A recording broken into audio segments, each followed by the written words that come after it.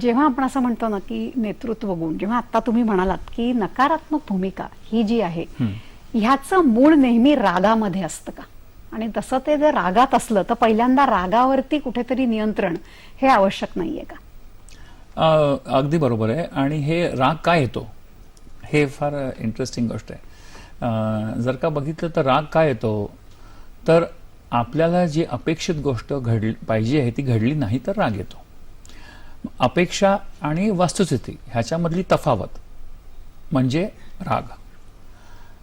आपली काहीतरी आपण जे मानलं होतं तसे वस्तुस्थिती नाही हे तुम्हाला कळणं हा एक भाग झाला. आणि आता सगळ्यांना ते कळलेलं नाही म्हणून काय करावं, तर आणखीन राग आणून ते सगळ्यांना सांगून टाकावं की बघा मी माझ्या अपेक्षांमध्ये फोल ठरलो.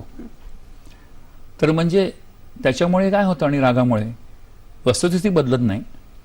लोकांना कळलेलं नव्हतं की तुम्ही कुठेतरी तुमच्या प्लॅनिंगमध्ये किंवा कशामध्ये तुम्ही फेल झालात, तुमची बस चुकली, किंवा तुम्हाला मार्क कमी मिळाले, किंवा तुम्हाला प्रमोशन नाही मिळालं, किंवा तुम्हाला कोणतरी काहीतरी बोललं आणि तुमचा इन्सल्ट केला, हे लोकांना कळलं नसेल तर सगळ्यांना आता कळून दे. म्हणून आपण ओरडाओरडा करून सांगणं. आणि आपण आपल्या गोष्टी कंट्रोल करू शकत नाही हे आपल्यालाच नव्हे तर सर्वांनाच पटकन कळू द्यावं. ह्याचं एक उत्तम टूल म्हणजे त्याचं एक गोष्ट म्हणजे राग. तर रागाला जर का आपल्या लक्षात आलं की हे आता दुसऱ्यांना सांगण्याची गरज नाहीये, माझा मुलगा माझा ऐकत नाही, हे दुसऱ्यांना सांगण्यापेक्षा मला असं काहीतरी तंत्र अवलंबलं पाहिजे की तो ऐकायला कसं लागेल, तर त्याच्यावरती विचार करणं. आणि आपलं जी ती एनर्जी होते क्रिएट ह्या डिस्पॅरिटीमुळे, की वस्तुस्थिती आणि अपेक्षा वेगळ्या आहेत, त्याच्यामुळे जो अँगर निर्माण होतो, जी ऊर्जा निर्माण होते, ती एका योग्य रीतीने त्याला संचलित करणं किंवा त्याला कंट्रोल करणं आणि त्याच्यामधून स्वतःमध्ये काही बदल घडवणं की उद्याची वस्तुस्थिती वेगळी असेल. नाहीतर रागामुळे असं वाटतं की आपल्याला आपण काहीतरी केलं आता, तर आपण काहीही केलेलं नसतं, आपण फक्त डॅमेज केलेलं असतं. आपण एक्सपेक्टेशन्स डॅमेज केलेले असतात, नातीसंबंध डॅमेज केलेले असतात, आणि त्याच्यामुळे आपल्याला अशी चुकीची भावना निर्माण होते की आता काहीतरी बदल घडणार आहे, आणि बदल घडणारा नसतो. म्हणजे भावनेवर नियंत्रण ठेवायला हवं तुम्हाला. अगदी. आणि त्याचे कारण आपल्याला प्रेक्षक प्रश्न विचारतात, बघूया त्यांना काय म्हणायचंय.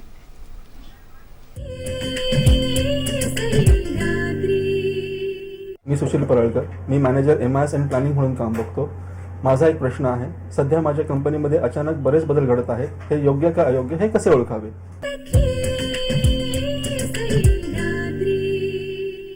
बदल ओळखणं हा सुद्धा एक महत्वाचा मुद्दा आहे. कसे ओळखायला पाहिजे?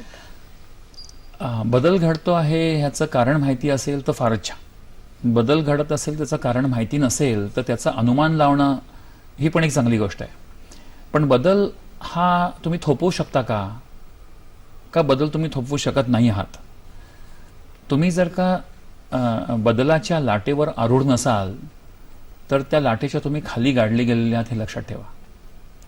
सो बदलाला सामोरं कसं जायचं? प्रत्येक बदल हे जीवनातलं एकच कॉन्स्टंट आहे.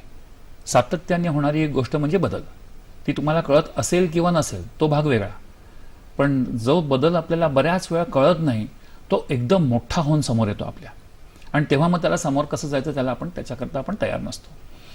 तर बदलामध्ये नेहमीच काहीतरी पॉझिटिव्ह असतं. ते तुम्हाला दिसतंय की नाही हा भाग त्याच्यातलं इम्पॉर्टंट.